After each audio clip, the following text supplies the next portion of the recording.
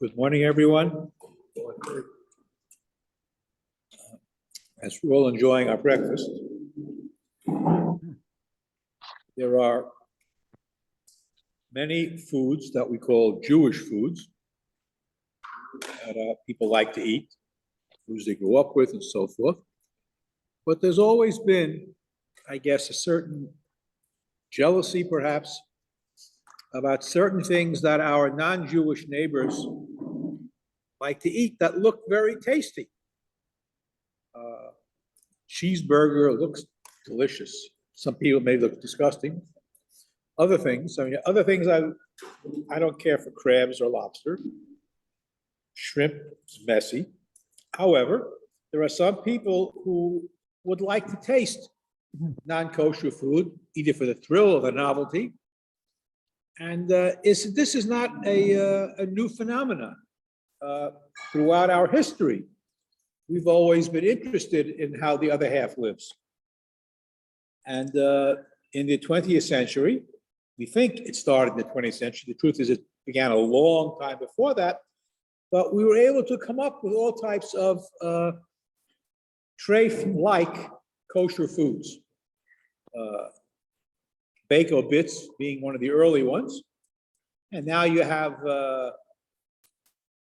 kosher pork rinds. Not really pork, but it's kosher. It tastes like pork. You have kosher shrimp. You have all these other mock treif items. Most of them are usually soy-based. They use a Japanese process called surimi, which converts minced fish into a certain protein base, which is then used to make certain consumer products, imitation crab legs, lobster, things of that sort. Now with plant technology advanced to the state it is, you have the Impossible Burger. The Impossible Burger really tastes like a fleishik hamburger, and you could have a good cheeseburger, and it tastes like a cheeseburger. After the first time you've had it, you've probably been yotze because it's no big deal. I remember years and years ago, going back to the 70s, when all they had was soy burgers. They didn't really taste very good. But I once had a soy burger with cheese. What's her name's mother, the famous film producer, Spielberg's mother, ran a kosher deli in Los Angeles. So I had one day I had a soy burger with cheese. And the other day I had a regular burger with soy cheese. Neither of one which was satisfying. But today with the Impossible Burger, the technology is advanced. So it really, I would imagine, tastes like a real cheeseburger, which is, for some people, it's thrilling. Now, the question is, that I'd like to deal with today, is how does the halacha, Jewish law, Jewish thought, philosophy perhaps, look upon the desire to eat treif, or to eat something that looks like it's treif? Should you serve bako bits at a bar mitzvah?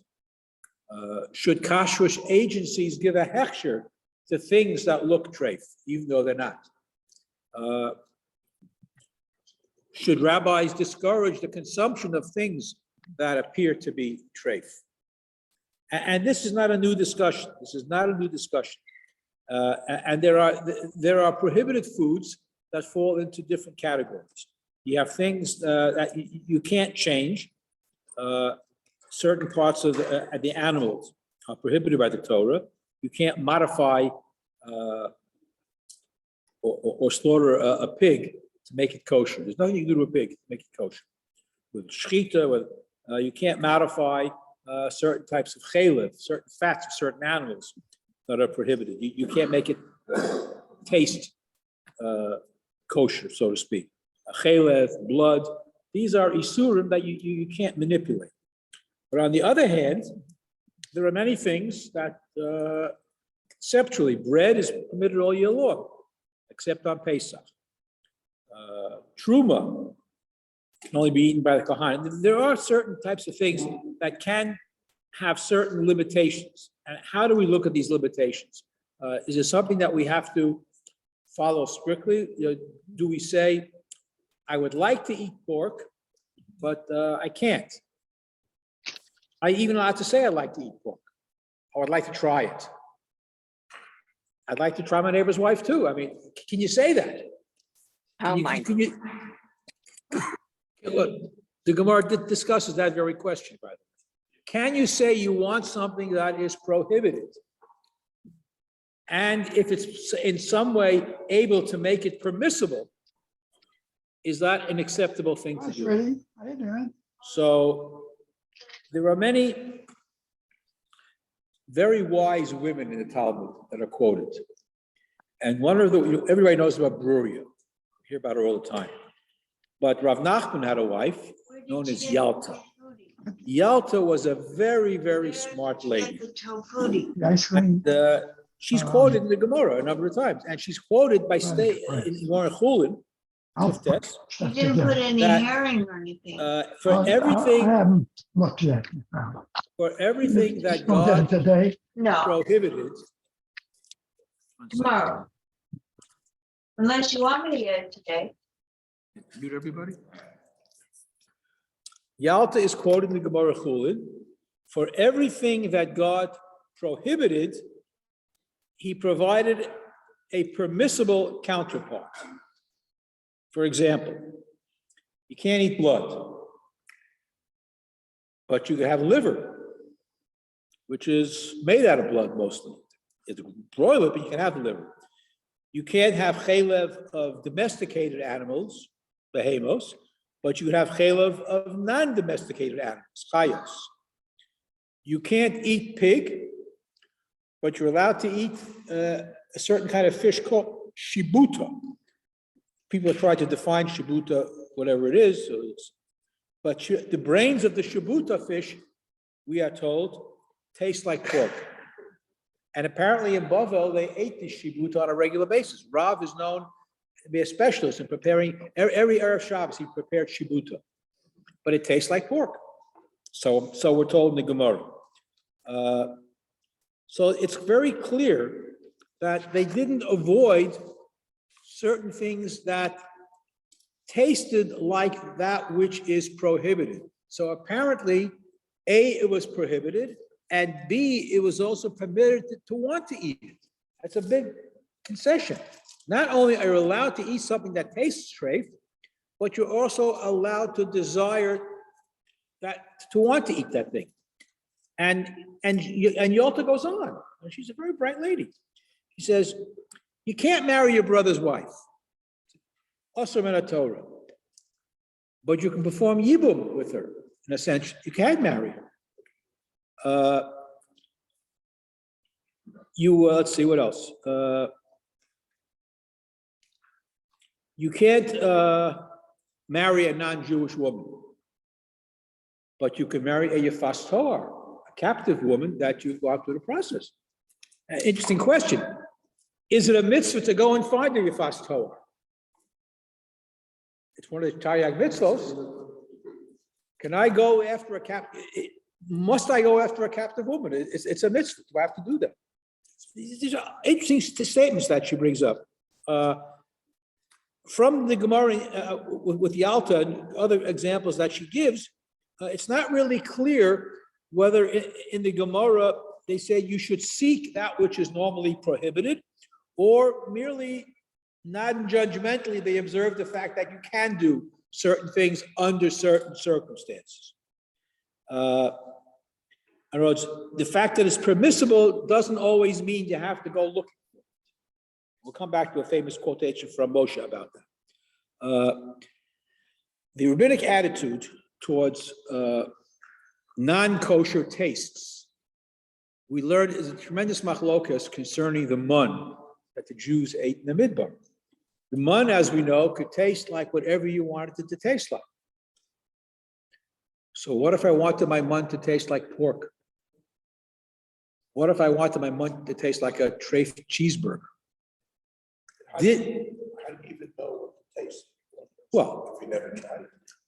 we didn't, but the Gemara and the Midrashim all seem to be of the opinion that the mun is some type of miracle food, and it had the capacity to taste like whatever you wanted it to taste like. So if you want it to taste like a steak dinner, that's what it tastes like. If you want it to taste like macaroni and cheese, that's what it tastes like. Now, if it's machlokes, whether it actually appeared like steak or it appeared like macaroni and cheese, once you decide what it was. But a bigger machlokes is, what if you wanted to taste like something that was treif? Would the mun in fact taste like something that was treif? Yeah. I don't know if you can do this now, but genetically, you can genetically change your pig, give it goats, money, that. Well, they found some species of pig somewhere in Southeast Asia about 30, 40 years ago that apparently did have those siman that was kosher. But the rabbi said no. I forget what it was called. They discovered a new species in the pig family that had all that chewed its cud, and that's what, but no. But clearly, the mun was quite versatile, and there's a machlokas among the Rishonim as to whether or not mun could actually taste like something that wasn't kosher, even though it had the capacity to do that. But based on all these discussions, now let's come back to bako bits and kosher pork flavored potato chips and kosher shrimp and all these other mock types of foods. Apparently, the consensus is that even though you can't have treif, if something is kosher and it tastes like it's treif, it would be okay. Some are opposed to that, the same way that they feel that the mun, it's a machlokas, could not taste like anything treif. But based on that discussion, it's preferable and permissible to desire to eat something that's not kosher, but one should subjugate one's will to Hashem's desire not to have these things. But there's no innate prohibition, apparently, halachically, hashkafically we'll get to. The Rabbi. Rambam, however, the Rambam in Hilchos Deos says that it's okay for a person to have certain desires, lust, kavod, things of that sort. And I will go to the opposite extreme in order to grind down my inappropriate desires. I will never eat meat because I don't want to become a glutton. I won't drink wine because I don't want to get drunk. I'll never get married because I don't want to be tempted to do other things. I won't live in a nice house. I won't wear nice clothes. I mean, you can be an ascetic. And that's a whole other discussion. How is asceticism viewed within Jewish tradition? And the Rambam says, if you follow that position, you are a chote. You're not required to have all these negative feelings against things you can't have. It goes back to the Gemara. You should, the Gemara says, I want to have pork chop, but I can't because Hashem said not to. I would like to sleep with my neighbor's wife, but I can't. The Torah says no. So there's nothing wrong with having these desires. Better you shouldn't, but if you do have it, having your desire is not the issue. It's acting on it. And because we have a Torah that says, no, you may not do this, you may not do that, it tells you that the desires are normal. They're not, you can't, it's very difficult to limit how a person feels about something. I want to taste ham and eggs. Let's see what it's like. But I can't. As Hashem said, you shouldn't. Torah didn't say you shouldn't want it, so you shouldn't eat it. And that's one concept. And we're definitely opposed to asceticism.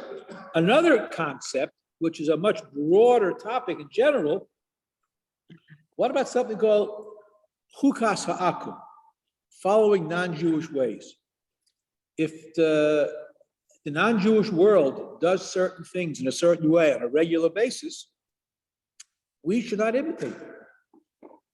There are many halachos that we follow that are against doing certain types of behavior because it's chukas hagoyim. We don't do what they do. We have a different lifestyle. We have a higher goal.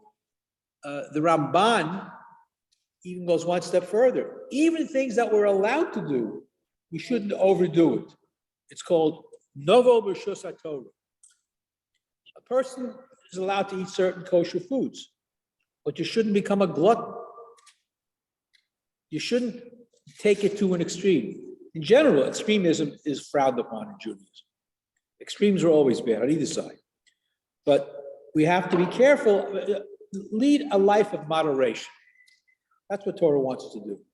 Even though you're allowed to do certain things, I can have a bagel and lox, but don't wolf down 3 bagels and lox at one time. That's gluttonous. Even though it may be technically kosher, but you're a novel b'shus haTorah. Yes. What about the whole thing of Marat Ayin years ago, before there was so much Yes. possible stuff that was parv? They used to say that if you were going to offer coffee rich to go after a fleshik meal with somebody's coffee, you couldn't put it in a pretty pitcher. You had to actually bring the carton to the table so no one would think chas v'shalom. Correct. All right. Milk. But Nowadays, there's so much of that. so that was that's my. I was coming to that. So you jumped the gun a little bit. But Sorry. Baruch Shekivant, it was very good. The issue of Maras Ayin. The issue of Maras Ayin started before Coffee Rich, which, by the way, when it first came out, you had to look very careful at the container because there were 2 Coffee Rich plants, one in Canada and one in upstate New York, and only one had a hechsher. That's number one. So that was the first problem. But yeah, ice cream also. But the issue of Maras Ayin is an important issue, and it goes back to the Gemara. These are not new issues. They had almond milk way back. Almond milk is parov. You can have them with the fleshik meal. But the Gemara and the Shulchan Aruch tell you, if you serve almond milk, you have to put a couple of almonds on the plate so people know that it's almond milk. The same way, as was just mentioned, at a wedding or a simcha, if you're serving coffee rich, which is what it was called, the original product, you have to put the container on the table. So everybody should know that. Now, would anybody think that you're serving milk at a fleshik meal? No, in a religious event. However, in the beginning, when this was first popularized, with all the fancy table service, you had a container of coffee rich on the table. Today, you don't do it anymore because everybody knows. Everybody knows that it's a parva product. Again, technically, you probably should do it, but how does it look at a fancy dinner? It's like a carton of. But people are used to it by now. Yes, question. Wally, yes. What about a container of ice cream that says it's has no milk, Right. but it's labeled DE? Yeah. Well, the DE, the designation doesn't appear anymore. They've kind of pretty much phased it out. See Really? the dairy, but I will tell you what happened to Maisa Shahayu. One summer at camp, at lunch, deli lunch, the fleshik lunch, and they served delicious ice cream, which everybody assumed was parva ice cream. And it tasted so good. How could this be parva? And it turns out it wasn't. It was regular. It was real. Why? Why were they serving it at a fleshik meal? Because the container said OUP. They thought it meant parv in the kitchen. It was Pesach. So labeling is very problematic. So you have to know what you're buying. But again, the issue goes back. It's not a new issue. But parva ice cream, parva milk, that's easy. But pork and ham and shrimp, are these things that we should want to eat? The desire is part of the issue, yes. Yeah, but also having the hot food, it tastes good, it smells good, everything. Some people will go ahead and they're tempted too much and get the regular stuff. I don't see that as an issue that has been brought up. It's a good point, that they may want to go after the real thing, but it tastes so good. It's interesting that you say that because nobody raises that issue. The issue that they raise is whether it's appropriate to even eat this stuff, even though it might be kosher. Let me go a little bit of history. When Bako Bits was first manufactured by General Mills, and they came to the RCA and they asked for a hechsher. Rabbi Holzer was then the chairman of the Rabbinic Advisory Board of the RCA, and they deliberated, should we give an OU to a product that tastes strafe? And they were concerned about misunderstandings, errors that could result, but they figured with the proper education, we could overcome it. However, they wanted them maybe to change the name. Don't call it Bako Bits, call it something else, but General Mills was not going to change their product. So in the end, they decided with the proper education, this was an issue that we could deal with. And the OU used to get a lot of flack. A lot of flack. They got letters condemning it. How could you give a hechsher to something that tastes strafe, et cetera, et cetera? I didn't know it tastes strafe. It never tasted. Well, I'd like to know who was the guinea pig. Who tasted something to see if it tasted. they probably asked one of their non-Jewish janitors to see what does it taste like. Or maybe somebody worked in the office. But so, oh man. It's the same way. Now again, we have to look at history. When they first came out with parva margarine at a fleishik meal, and people got used to that. The same way as you had with Coffee Rich, you used to have to put out a label saying this is margarine, not butter. Today, if they serve what looks like butter at a fleishik meal, you know it's margarine. You hope you know it's. There is a machlokas among poskim about these phony products, shrimp, bacon, pork, so forth. Jay sent me a picture yesterday of Hare's pork favorite potato chips, the big OU on. You know, if that's your thing. There's a quote here from Moshe Feinstein. You know, there are a number of poskim who have dealt with this, and there's a question of, you know, what you may do versus what you should do. I have a quote here. It's a Yiddish quote. I don't have it. He basically said that the product is kosher. The hechsher on it may not be as appropriate. Why do you need all this extra stuff? We have plenty of food to eat that's kosher. Why the desire to eat non-kosher food or non-kosher food? He didn't understand that. Yes. It's pasnish. That's the standard 2 words. Yeah, pasta. But he says, who needs all these other foods? Who needs it? And there are a few poskim in Israel, major poskim, who are definitely opposed to this because of where it may lead, or it's just, as Julie said, it's pasnish. Halachically, we go back to Yalta and the Gemara in Chulin. For everything that's prohibited, HaKadosh Baruch Hu made something that is permissible. So just like you have Yibum, and just like you have Ifas Toar, and all the other Isurim that we have become permissible under certain circumstances. So hashkafically, you could say that if it's kosher, it just looks like something else or tastes like something else, but essentially it's not something else. If you feel the need,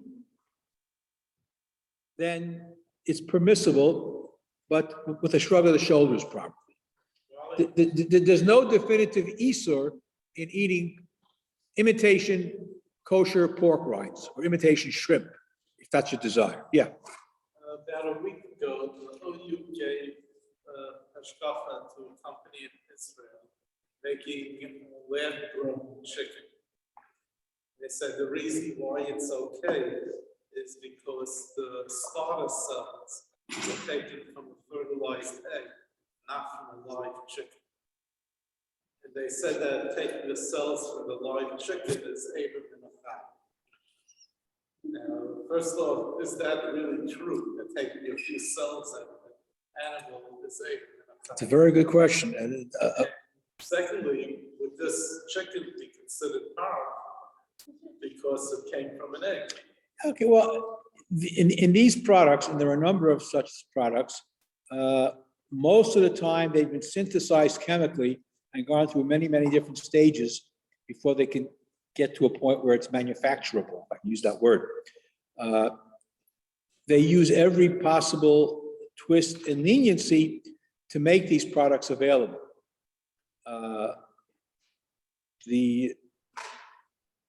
It's very hard to make a vegetable taste like a meat unless you start with something fleishik. But they are able to synthesize the fleishik taste chemically. When they take it from an embryo or from an egg, it's questionable. It's not black and white. But if they give a hechsher for it, then they find heterim for it. And just as there are those who permit it, there are many who would prohibit it. It's not part of the natural world. To what extent we should create artificial ways of eating that which is prohibited is a hashkafic question more than a halachic question. And even though it's permissible, it may not be recommended, put it that way. Even though the Gemara says, I want to eat treif, but I'm not allowed to, the fact that you want to, and the Gemara recognizes this desire, would technically make it permissible to eat, pork rind, kosher imitation pork, or imitation shrimp, on a technicality. Whether it's something we ought to do, that many people would tell you may not be so clear. There are a number of Rabbanim in Yerushalayim who would tell you that it's awesome. The preponderance of poskim to look, the OU gives a hechsher on these things. So I'm sure they've discussed it at great length. Now, there are certain products where they may not want to give a hechsher. To give a hechsher on an actual pork chop, OU kosher pork chops that are made artificially, that they're not so fast to give a hechsher on, even though it may be made out of some kind of a vegetable product. But the notion of an OU pork chop is something that would probably go against most people's grain. An OU kosher flavored potato chip that tastes like pork, that's one step removed. Same thing with the shrimp. Everybody knows you're not eating real shrimp.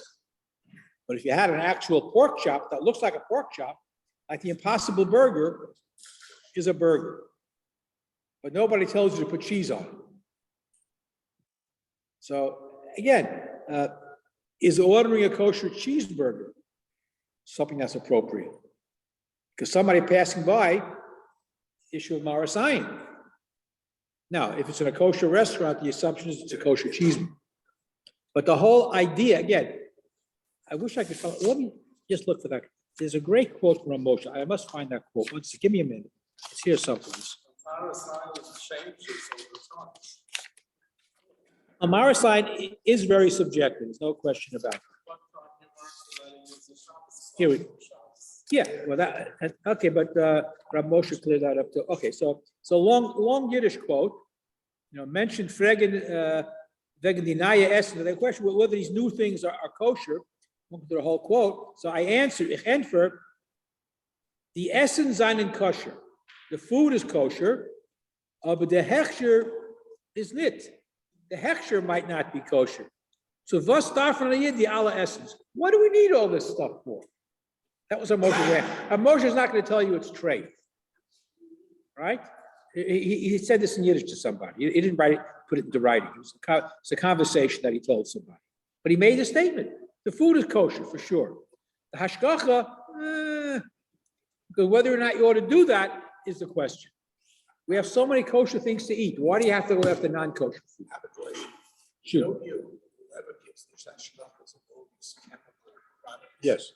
Did they ever think of check and ask themselves, what will the chemicals do to your body? Are we doing us a favor, or are we causing a danger to people because they're consuming all these chemicals? What will meat do to your body? What? What will meat do to your body? Meat is natural. And the hormones in it and all that. But that's natural. Hashem created that. Hormones. Hashem did not create these chemicals. Okay. Don't you look at any ingredients on any package and see how many chemicals there are. Yeah, I know. Everything is chemicals. I know. Not just But this. now, Okay, so- making it even That's worse. one of the reasons why you need hashgacha. I remember Judy Rosenbaum years and years ago when he was here. He said the reason why you need a body to do hashgacha is when you look at the ingredients. You have no idea what those. Okay, so Exactly. there are several, Now you're making it worse. okay, so let me respond to Bill's. There are several questions that you're asking. Number one, they're not really concerned about the health benefits. They're concerned about whether it's kosher or not. When I was growing up, there was a man in my shul in Inwood, and he was George Goldstein, all of a sudden, very fine man. He was a chemist. He was not a lamdan, not a Talmud Chacham, he was a chemist. And in the 50s, food manufacturing started really to expand with all kinds of chemicals. He started what was known as the OK laboratories.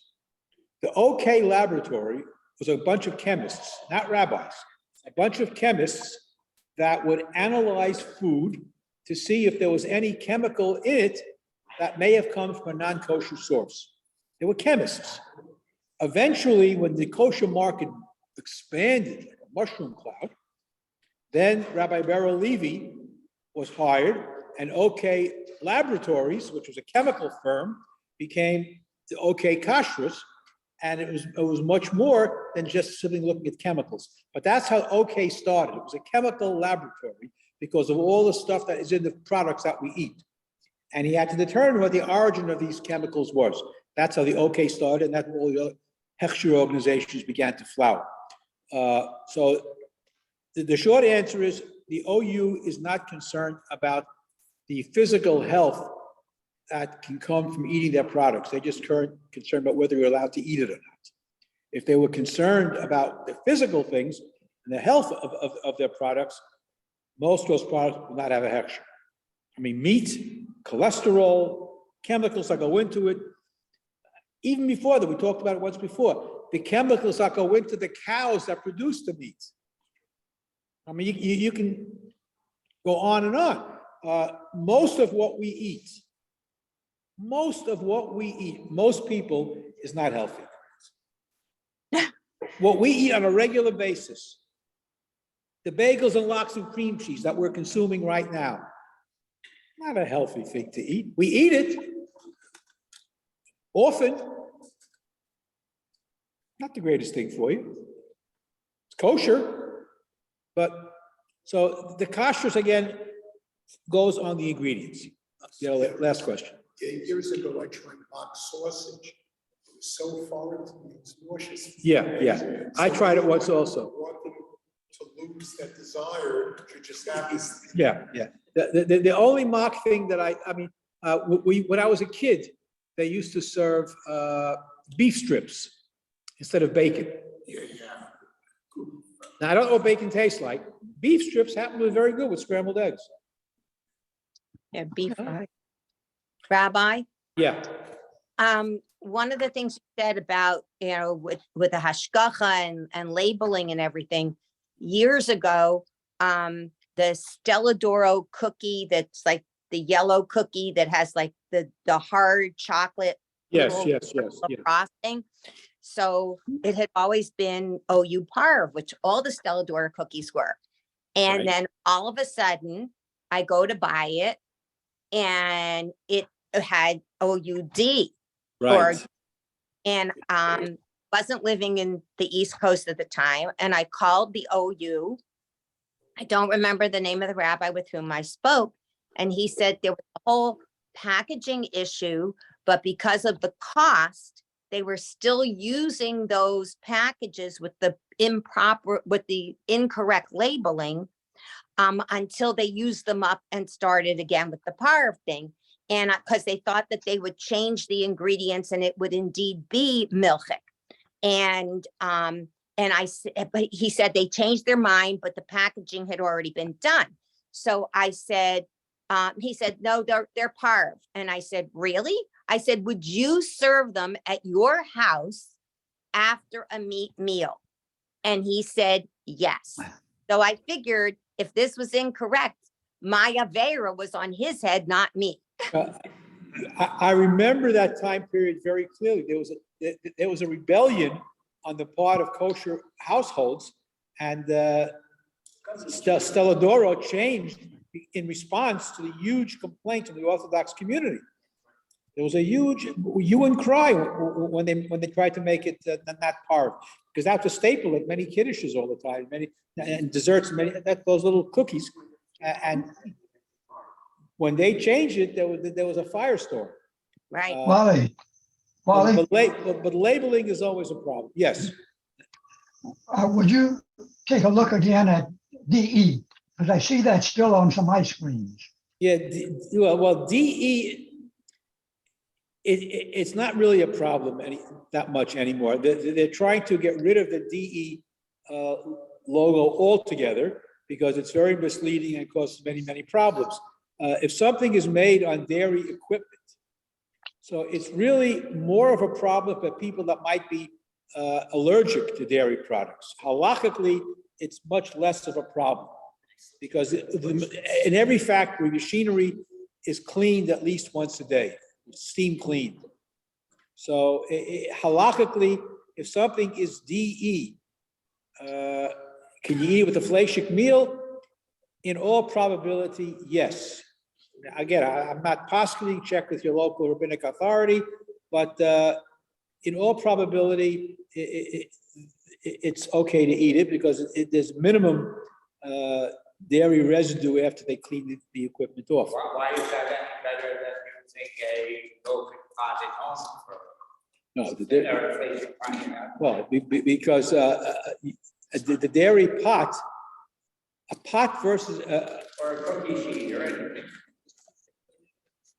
much of what we do in kashrus today is, how can I say this without being misquoted? Much of kashrus, contemporary kashrus today is much more strict than it needs to be. Let's put it that way. And for specifics, I would consult your local rabbi. But we are much stricter today because we're afraid that somebody might take something the wrong way and become too lenient. But much of kashrus today, most balabatim who have not studied Yoredeya or Gemara Chulin in any depth, if you give them a lenient ruling, they might take it too far. So most halachos today are paskin l'chumra, unless it's a great financial need or other psychological need or whatever. But the halacha is sufficiently flexible to allow for almost any situation, but the average person may not know the ins and outs of all the intricacies. So when you ask a shayla like that, you usually get a more stringent thing. The other night, a bunch of plastic containers fell into a pot of hot water in my wife's sink. An inflation pot, there was hot water. I said, you can rinse it off. It didn't make the fleishik top cover, what do they call those, rims, fleishik. It fell in the water, it's plastic. You weren't cooking anything. It wasn't scalding hot. So. But somebody else might say, you know what, it's fleishik. So very often, that's why the DE designation can be very misleading to people. For example, there's somebody in the shul, I won't mention his name, who dafka, if it says DE, will serve it at a fleishik meal. Because technically, on a halachic basis, that particular thing is such a minimal amount that it doesn't make it milk. And he goes out of his way to serve it at a fleishik meal to show people this is the halacha. Now, most people wouldn't do that. Just individual does. Not a rabbi, he's a very learned individual. This is what he does. So that's why the OU is phasing out the DE. There are some labels that still have it, but they're phasing it out. But kashrus is very intricate. So if you want to have, again, the Impossible Burger, the kosher pork, the kosher shrimp, they exist. They're kosher, obviously. And the question is more a question of hashkafa than it is of halacha. Should we want to eat tarfus? Should we want to enjoy the taste of something that is forbidden? And even though technically, and not everything that is kosher can be consumed, let's put it that way, or should be consumed. It's a mindset. Is it so necessary for us to taste treif, or something that seems to be treif? It's again, as Ramosha says, the product is kosher. The hashkacha, we're not so sure. Anyway, enjoy your bako bits.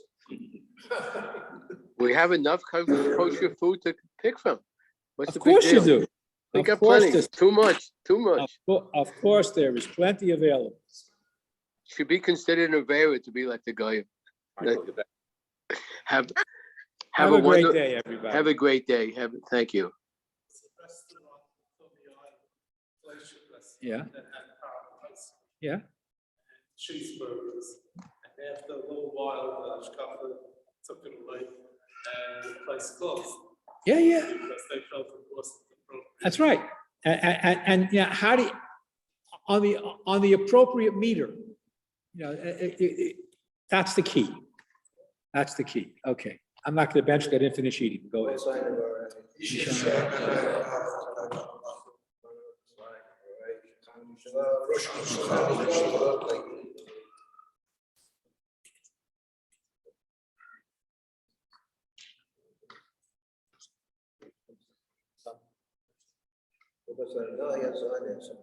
Right.